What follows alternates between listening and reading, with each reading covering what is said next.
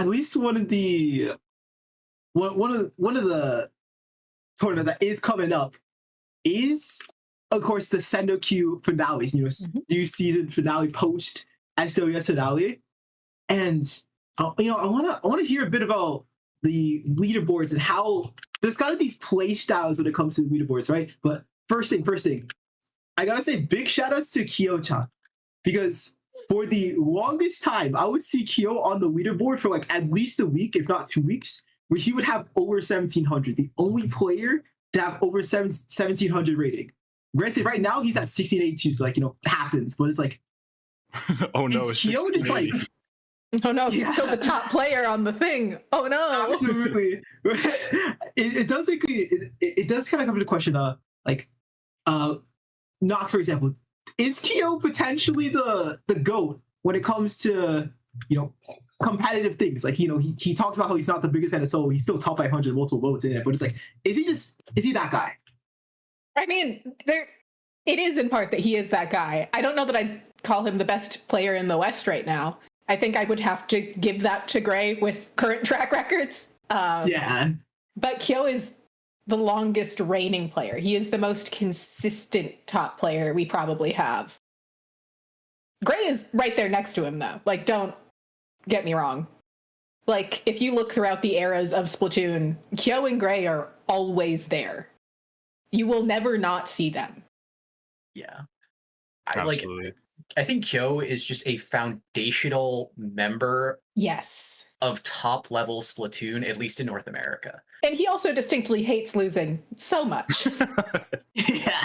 Like, he's not, like, he wants to be the best all the time, and he's not going to let other people be better than him at SendouQ. That would be silly. Yeah. I actually have a PowerPoint. To his credit. Oh, yeah? Oh, here we go. We're ready with a PowerPoint. Oh. Hi guys, welcome to my presentation. First we have Nice. Got the new try there. But to Kyo's credit as well, what I want to say is, like, while you can argue people like Gray like might be the proper number one West better. Well, yeah, Kyo's, like, to me, he's unmatched in like the combination of skill at the game with time on the game. Exactly. Bro streams like 10 hours a day. It's crazy. Yeah, Kyo like is number one Splatoon player for exactly. Sure. And also, like, just like the way he plays and who he plays with, because I feel like if there's any time I boot up SendouQ and I get challenged by some like Leviathan plus zones only, and it's some +1 pickup, like 90% of the time Kyo's in there, and 90% of the time Kyo is there. It's not just like FT Win or some likewise normal group. Like, it's usually him and a buddy, and then like 2 other people, sometimes other plus people, sometimes just random. So sometimes just see with like a plat guy who probably was asked to play with him, and he's just like, sure, why not? Like, the amount of time he just puts into everything, like, is so unmatched. I have a question about that, and potentially this could be an avenue for, you know, the next Splatoon player to potentially become maybe not Kyo 2.0, but like maybe, you know, like a great type player, right? Where they have this massive streak of dominance. Could the key to that be the willingness to play with, you know, almost anybody? Because like you brought up, like, I believe, plat players, you said? Yeah, I've seen it with plats before. At times they'll be like old like boomer players who like just aren't calced, but like there's been a few times it's just been like some dude. Like, I'll go to their profile, it's just some like new age player who's just playing with Kyo. It's just like, okay, sure. I don't think it's as much playing with anybody as much as it is hands-on time with the game and actively thinking through things that went right and wrong. Like, I think there is a point at which it becomes individual skill, but there was a long time. This is, I mean, until the end of FT Win, the first end, first, second, I don't know. They've come and gone a lot. But the last end of FT Win, after that, when we started seeing Kyo play with more other groups, play with more other people. But before that, I would say, out of my recollection, we didn't see that super often. Like Kyo just like play with anybody? Like he was mostly like focused on FT Win for a while, or? I would say that at their peak of dominance in Splatoon 2, that was almost surely the case. I think that's correct. It's kind of hard to say as well because stuff in general has gotten more like public and visible. Way more public and visible. So that's very much so a guess. But it seems. Yeah, at least seems like that. Yeah, absolutely. Yeah. And FT-Win was such a. Like, FT-Win is still a very set group, but it was a very hard to separate group. Like, the idea of seeing Kyo without Shaq back then would have been shocking. To me, at least. Yeah. That's our number one right now in the SendouQ. Potentially to go to the West, definitely like the best in NA. But after Kyo is a player that's been on the up and up. Right here we got Aaron on Futella. Oh, stop! Futella is just they've been getting really interesting the last couple, like honestly the last months. Yeah, I kind of missed their whole story arc. For context, I went into the Canadian wilderness for weeks the day Super Jump happened, and when I came back to the internet, like Futella was like all the rage. So I missed it. Someone's gotta walk me through it. Yeah. Futella, like they made it through the qualifier 2. I believe they beat New Meta to take like both New Meta and Futella ended up making it, but Futella beat New Meta, which is very impressive. Another team that honestly was on the actually, well, Futella's story is a little bit different. Like, of course, you know, they were really prevalent around like the early-ish part of Splatoon 3, but then just came back. It's like, hi, I want to qualify for this, and then they did, which is crazy. But Futella, that's a yeah, first in the qualifier 2, and actually in the World Series finals, they beat Milky Way, which like crazy. Because like the comps that they run is very similar to PXG. I remember Jared describes, you know, their like pretty much that their comp was like pretty much on the same as PXG's. So like seeing them piloting like that, and you know, they're still, I don't believe like we're on the solos right now, like not the teams, but they're top ranked right now on the SendouQ leaderboard. So this could be a group that could become a Moonlight-esque group where they're just like top cutting the finals potentially. Yeah.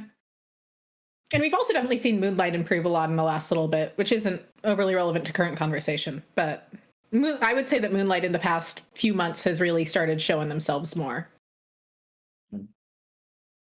Yeah. Yeah. I like it. And then on the number 3 of the leaderboard here, we got Captain Happy.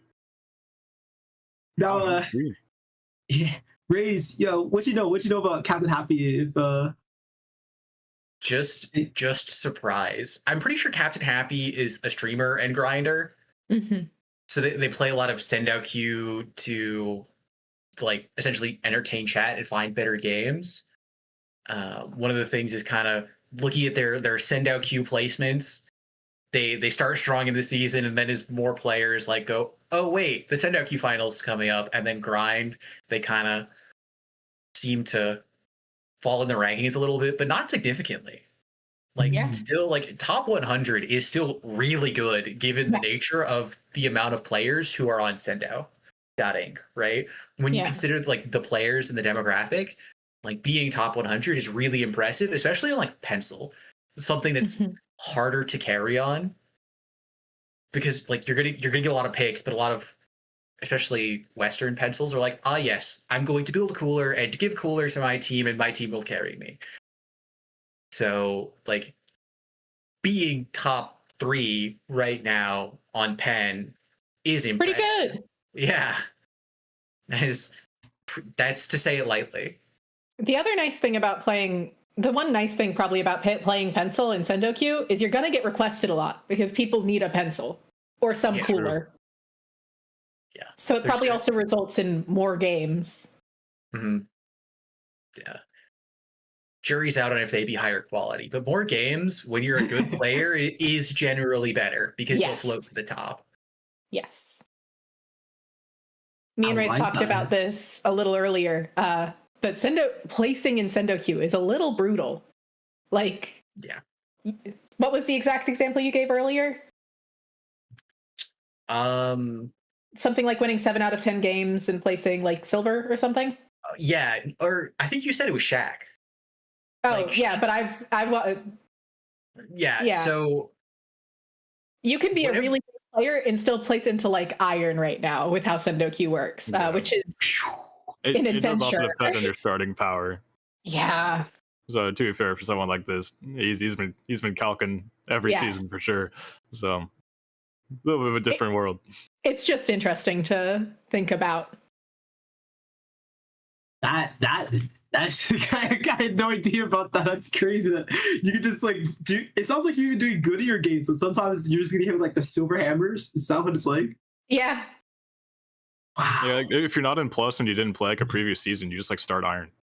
Yeah, pretty much. Right. It's a little brutal. Wow. That just makes me respect these players even more. But Yeah. who's the next player here after Captain Happy? We got, a household name at this point, Jared on Milky Way, which you did see in his Flower Series finals. Now, Pika, this is, we talked a little bit at least about the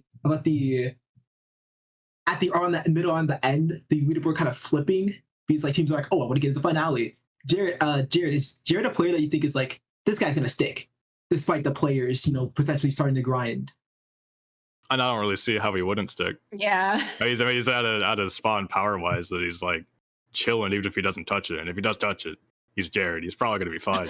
I mean, like for context, like I'm like just outside of Leviathan, and I'm like just above 1400. Bro's at 1639. He's chilling. 200 above the threshold for Leviathan, which is what, like top 10, top 5%. Yeah. So with these top 10 powers, there's such a big gap between them and like even the actual like top 3%. They're standing perfectly fine. Yeah, I mean, also like Jared is one of the players who I would expect to be grinding with whatever teammates they're planning on playing with, right, for finals. Yeah, like, I expect that power to only go up. Yeah, it does seem like teams haven't necessarily started their pushes too much yet. Yeah. Which is we will see that in the next few days. They've probably got like 10 days, right? Yeah, they'll start hard grinding, and we'll see the teams that we expect to be there a bit more. Because right now, there's not bad teams on there, but there's some teams missing is probably a better way of saying it. Mm-hmm. Yeah. After Jared, we have another player who I would say most like wouldn't really say like 100% was a household name before, but is starting to definitely become one. Is Sam on empty win, the sword specialist here. Nox. Mm-hmm. Yeah. And woo! That Sam is incredible here. We edit it live. We do it live. Yeah. Sam is definitely a really interesting player. Sword definitely is a weapon that can do well in SendouQ. You definitely don't need... You need good teammates, but it's definitely a very independent weapon where you are able to, if you need to against a team that is not as good as you, for example, hard carry, it's a weapon that can get away with that. It would be a little shocking to not see Sam up here with how much it seems like he plays the game. Right. It also makes me happy to see Sam's been repping that new Stamper. Yes. I'm such a big fan of that one.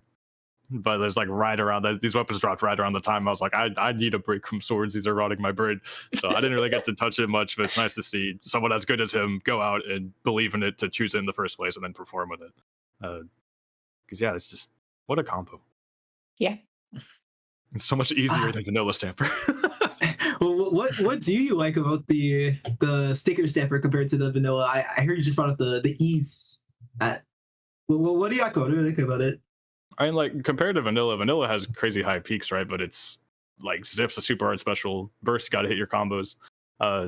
Meanwhile, like stickers, one of the big issues of swords in general is like it's really hard to clear your ledges and stuff. Autobomb does that super easily and for pretty cheap. And then Booyah Bomb's also just a special that's hard to mess up, and it's also good at shredding things, which swords are good at doing. Like it's just very complementary all around. And again, like two kit elements that are not hard to pilot, so you just get to focus on your sword completely. I like that. Sounds like it rounds out the weapon of swords and just like the idea of Splatoon in general, while making it easier. That is good. That is good. All right, for the number 6 song, we have Bong here, who is, was showing up on Pathway, did really, really good things with the teams. I believe they were really close to qualifying too, like in both the qualifier 1 and 2. But Nox, we see here like Bong is a rower main. What do you think about the rower class just as a whole right now? Like, is it in a good spot? Is it kind of falling off? Like, what's your thoughts about it? I think it's in its usual spot. It's a little weak. It could definitely be stronger. I think if you're going to play one, it seems like they play a lot of Carbon, and Carbon is probably the one to play. It's the one that's the most fun to commentate.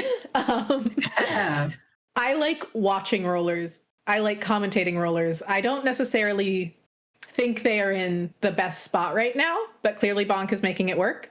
You just need to get teammates that can play around it. You need teammates that can take advantage of your openings and very much so do that acceleration while still pushing thing that Raze was talking about earlier. Because it is not a weapon that does stationary very well, and it wants to create those openings that people can just explode through. Yeah, trying to convince a roller to sit still is like trying to keep a toddler to sit still after you've given them a bunch of candy. It's just not possible. So you need to just go with the flow when it comes to rolling.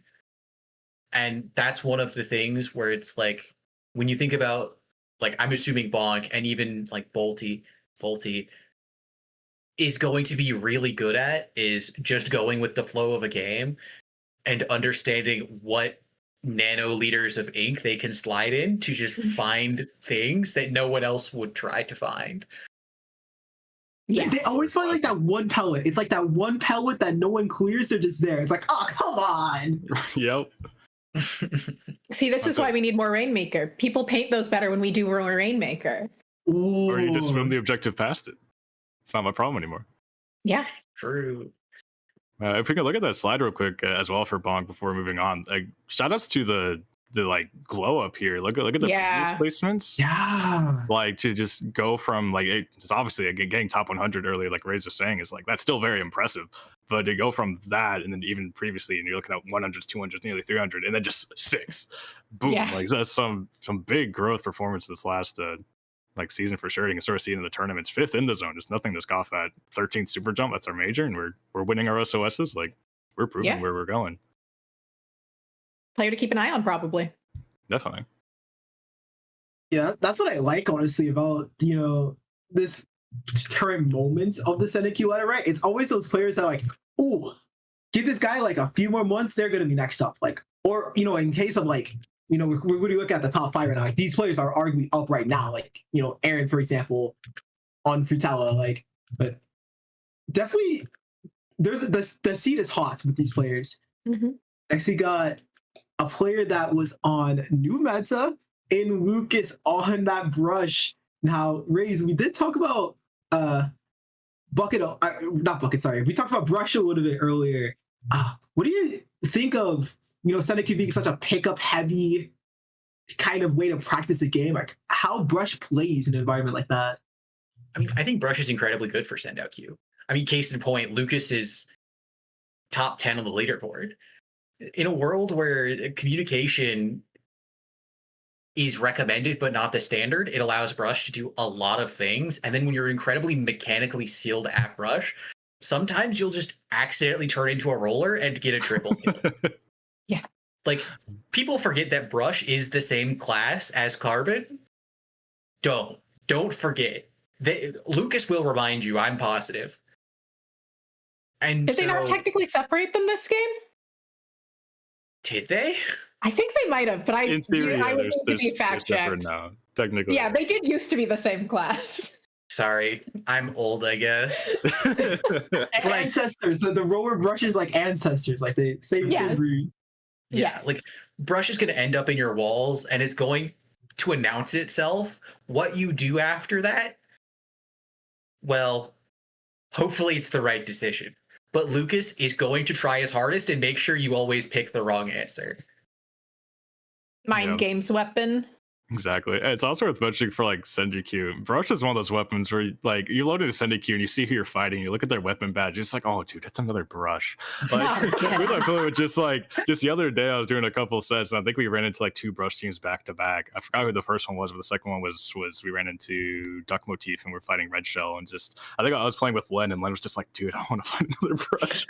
Like, I can't blame the blaster player for not wanting to find it's not a good time, but like it's one of those like quite literally like I said, it's a mental thing. Like you run into brushes in that kind of environment, it's like, dude, I don't want to do this. I don't want to be forced to find a best of 7 against a good brush. Like it's an auto tilter. You start on advantage. Time. Yeah, you win game 0 when you're playing brush in this environment. Like it's crazy. I guess it's that combination, right? Where it's like not only can brush, be that roller and be like that 1 pixel of ink, but it also the brush, it can turn from that into like I'm just gonna move around the map. I'm just gonna take 0 damage from their shots now. It's like I'm gonna paint the zone in a quarter second. It's so nice. Yeah. In world where teams are relying on pencils to paint the zone, brush is a bright star on the horizon for all of us paint enjoyers. Yeah,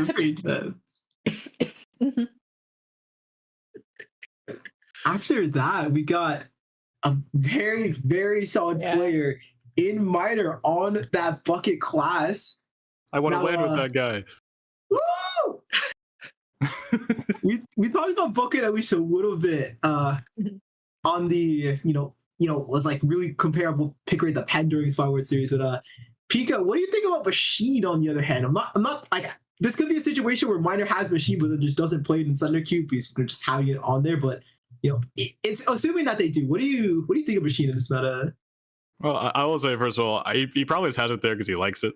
I know at least we convinced him to play it for 1 game at H-Town and just to let him have some fun. But in general, he definitely prefers his bucket. I feel like right now, because bucket's so good and because as like S-Blast exists, Machine is not very popular and that's sort of fair. But I think it's not gonna take much, like 1 more nerf to Slosher or 1 buff back to Machine, and I could see the scale swapping very quickly. So I feel like Machine overall, it's so much more mobile than Slosher. It's crazy like how fast it strafes and like how forgiving it is. Like it's so good at poking you. It's really hard for like mobile midline stuff. Think your minis or your occasional dually squelchers, stuff like that can really struggle with it. And also the more close range painty things we see, if we ever lean more into that, it just completely strong arms them. So I always believe in it. It's just like it's such a saturated like thing it's within, like the midline AoE aggros. Again, you're competing with S-Blast, you're competing with Bucket, you're arguably competing with swords even. Like there's just so many other demons in there, but I don't actually think Machine itself is that bad. Again, I don't think it would take much. Also, God, its kits are so good. Like 190p Zuka, you have Fizzy Booyah, and there's probably a 3rd one that's going to appear in a month or something. Who knows? Who knows? Machine could be cooking. Not right now, but soon. It would, again, a few small shifts. I like that. Waiting for his chance to strike. Reminding people how good it is. After this, we got Crowy, which is I'm just saying, if the viewers here, if you guys watch 8s, like top players play 8s, for example, like competitive matches with random teams and all that, there's a player that will appear named Jared's Ads. And that's Crowy. Crowy is Jared's Ads. But Nox, you talked at least a little bit about Pencil when it came to, just like Spot Wars series, and potentially could be like there could be another cooler player that usurps it. What do you think of edits in a SendouQ environment where it's like edit can potentially kill a bit easier than pen? I think edit. I just prefer edit in most comps, generally to pencil. I like how much more mobile it is. I like how much more aggressive it can be. Something me and Ray's talked about when we did that analysis the other day is pencil can kill 2 people at a time, max. Physically cannot do more. It doesn't have piercing shots. It has a very hard max of 2 people. If an edit needs to, they can clutch out a Claude. And there's always a chance that you will need your anchor to just stay alive and find those picks to stay alive. Edit also paints the zone better. I would argue that it's way more paint positive than pencil, if you want to even call pencil paint positive. I think it is a much better fit for most comps if you have a way to tame the other team's Charger-esque thing. which in this meta, there's buckets, there's blasters, there's lots of things that poke at those exceptionally well. So in other words, I think edit's better. Yeah. And edit is generally better in all modes. So like the one thing that I think is propping up Pen really, really hard is the fact that so many people are trying to get zones only to be the thing. Right? Because when you sit a pencil in a location and say you get to stand here and you get to paint this square, pencil seems really, really strong because that's what it's really, really good at. But as soon as you move to a non-stationary objective, you go, wait, where's my square that I sit and paint? All of the sudden, you realize how many squares make up the map. Mm-hmm. And you need to move between them, and that's hard for pencil. But for something like heavy edit, that can flow much more seamlessly between pushing and defending and painting, and then if it's caught out of position, it can throw curling bomb and get away, and that's something that pencil can't do, right? So heavy edit is much more well prepared, I think, for all modes than something like pencil is. That's interesting. Like one mode that kind of paints a picture of edit, being able to kill on its own better, being able to paint. Like this spot needs to be painted. 10, you're gonna take like 3 seconds to do this. Edit Rainmaker. Yeah. Like you can also like Clamblitz and Tower. That's still true, but Rainmaker is the exemplifier of it. Yeah, I remember when edit was first revealed, the immediate thing I thought was this is a Rainmaker demon. Mm-hmm. Like that DPS to shield, the way you can just mow people down and push you, and also it's like I could throw a curling bomb and make a paint trail for my Rainmaker to go be a rat, and like just even just down to that. I think edit has been underestimated its entire life so far. I think it is really good. Even in like I've played Splatlings a decent bit, not necessarily the most competitive, but a decent bit, and edit just moves so incredibly well. It has higher jump heights than other Splatlings while charging and while shooting. It's really, really cool, and it's so mobile, and it plays more like a mid-line than a back-line. It still fills that anchor slot, but it can play off angles really well. It does a lot, and it offers teams way more flexibility. Maybe say that louder for the people in the back real quick. Edit is not a backline. Okay? Okay? Yes. Did y'all hear that, guys out there? Edit is not a backline. It can be your anchor, but it's not a backline. I never want to hear... I was playing a pickup earlier. Like I wanted to turn it with them. They're great people. But I offered to play edit because our pen player wanted to play bow because he plays bow. And I was like, I gotta play edit. And my teammate's like, I don't want double backline though. And I was like, what are you talking about? It's not a backline. No, it's not a backline. Carry on. Just how to take one. I feel like way too much. People gotta know. I just think edit's neat. I love how flexible it is. I love how fast it can I love how well it keeps up with its teammates. It fills the support role and the anchor role simultaneously, and that's not something we have other things doing nearly as well right now. Great point. Truly great point. It's so flexible.